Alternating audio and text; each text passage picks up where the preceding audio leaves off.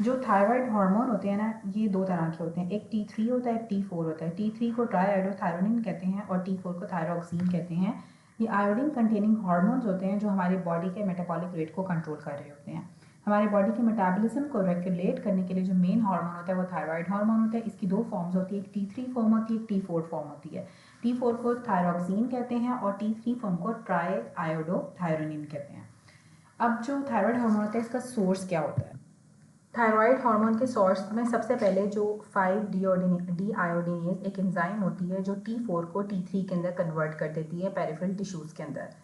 5-डीआयोडीनेज enzyme होगी जो T4 को T3 में कन्वर्ट कर देती है पेरिफेरल टिश्यूज़ के अंदर।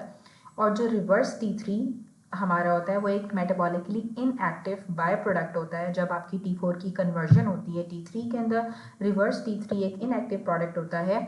अब पेरिफेरल कन्वर्जन जो है जिसमें आपका T4 T3 के अंदर कन्वर्ट होगा वो स्टीरॉइड से इनहिबिट हो जाती है, ग्लूकोटिकॉइड से इनहिबिट हो जाती है, बीटा ब्लॉकर्स इनहिबिट करती हैं और प्रोपाइल थायोयूरोसिल इनहिबिट करती हैं। और इन्हीं सब चीज़ों को हम देते हैं हाइपरथायरॉयडिज्म के ट्रीटमेंट के अंदर। तो जो ग्लूकोटिकॉइड्स होते हैं वो पेरिफेरल कन्वर्जन को इनहिबिट करते हैं, प्रोपाइल थायोयूरोसिल भी पेरिफेरल कन्वर्जन को इनहिबिट करती है और बीटा ब्लॉकर्स भी पेरिफेरल कन्वर्जन को इनहिबिट करते हैं। मतलब कि T4 को T3 के अंदर कन्वर्ट नहीं होने देते हैं पेरिफेरल टिश्यूज़ के अंदर, जो कि जिनके ऊपर जो एंजाइम एक्ट करती है वो थायराइड फॉलिकल्स के अंदर होती है 5-डीआयोडीनेज। और जो रिवर्स T3 होता है वो इनएक्टिव हार्मोन होता है और ये जब T4 की कन्वर्जन हो रही होती है तो उसमें ये एज अ बाय प्रोडक्ट बनता है। और रिवर्स T3 क्योंकि इनएक्टिव होता है तो इसलिए जो ग्रोथ हार्मोन है और जो ग्लूकोटिकॉइड्स होते हैं वो रिवर्स T3 की प्रोडक्शन को ज़्यादा करते हैं। थायराइड परऑक्सीडेज एक एंजाइम होती है जो कि थायराइड हार्मोन्स की सिंथेसिस में इन्वॉल्व होती है।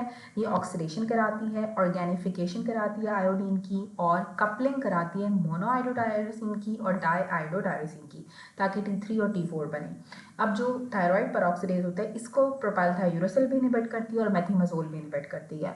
प्रोपाइल थायोयूरोसिल पेरिफेरल कन्वर्जन को भी इनहिबिट कर रही थी और प्रोपाइल थायोयूरोसिल थायराइड परऑक्सीडेज को भी इनहिबिट करती है। मेथिमजोल भी थायराइड परऑक्सीडेज को इनहिबिट करती है।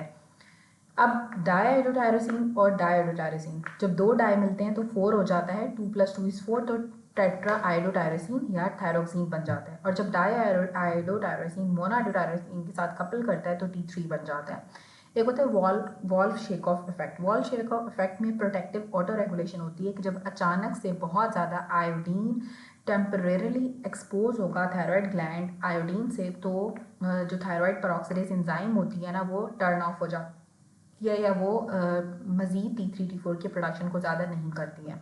जिसकी वजह से अगर एक्सेसिव आयोडीन आ भी जाए, अगर एक्सेसिव आयोडीन का एक्सपोजर हो जाता है, सडन एक्सपोजर हो जाता है, तो उसके अंदर आपकी T3 T4 की प्रोडक्शन ज़्यादा नहीं होगी क्योंकि थायराइड परऑक्सीडेज टर्न ऑफ हो जाती है। ये एक प्रोटेक्टिव ऑटो रेगुलेशन होती है, इसे वॉल्व शेक ऑफ इफेक्ट कहते हैं।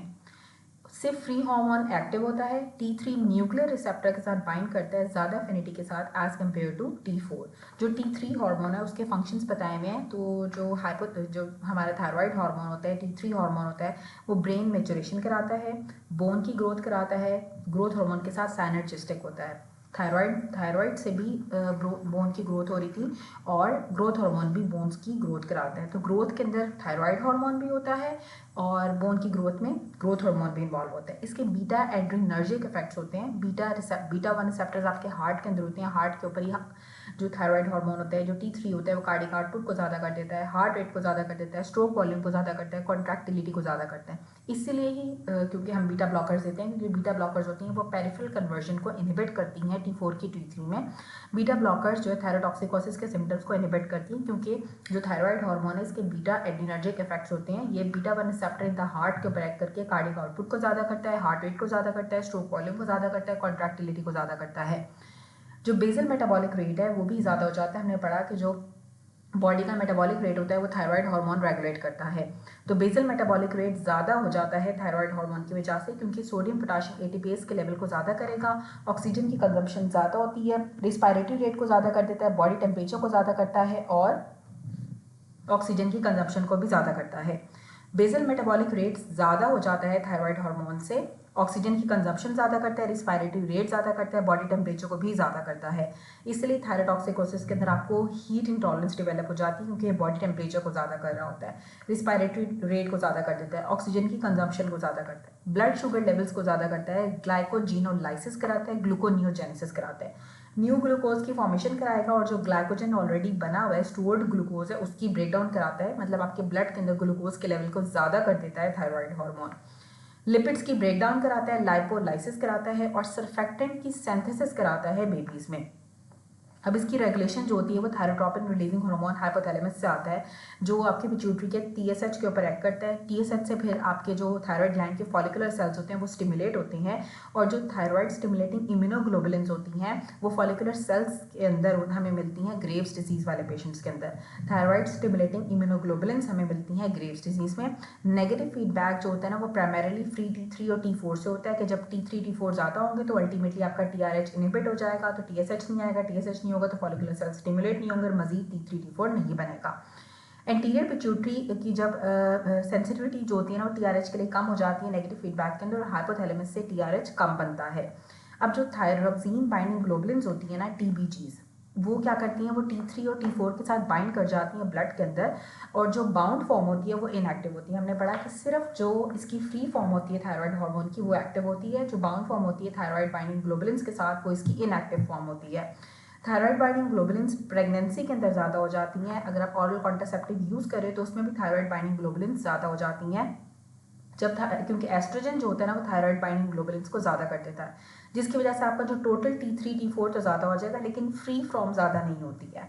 और जो थायराइड बाइंडिंग ग्लोबुलिन्स होती हैं वो कम हो जाती हैं जब स्टीरॉइड्स यूज़ करते हैं, और जो नेफ्रोटिक सिंड्रोम वाले पेशेंट्स में, नेफ्रोटिक सिंड्रोम वाले पेशेंट्स के अंदर या जो स्टीरॉइड्स यूज़ कर रहे होते हैं उनके अंदर थायराइड बाइंडिंग ग्लोबुलिन्स कम हो जाती हैं। थायराइड बाइंडिंग ग्लोबुलिन्स कम हो जाएंगी नेफ्रोटिक सिंड्रोम में स्टीरॉइड की यूज़ की वजह से, तो उसकी वजह से क्या होगा कि आपका जो फ्री T3 T4 है वो ज़्यादा हो जाएगा, क्योंकि बाउंड फॉर्म अब नहीं बन पा रही है, तो फिर थायराइड के इफेक्ट्स भी ज़्यादा आते हैं। जो T3 T4 होते हैं वो सिर्फ लाइपोफिलिक हार्मोन्स होते हैं, और विद चार्ज अमाइनो एसिड्स, ठीक है, और इनको स्पेसिफिक ट्रांसपोर्टर्स चाहिए होते हैं सेल्स के अंदर डिफ्यूज़ होने के लिए। फैसिलिटेटेड डिफ्यूजन होती है T3 T4 की।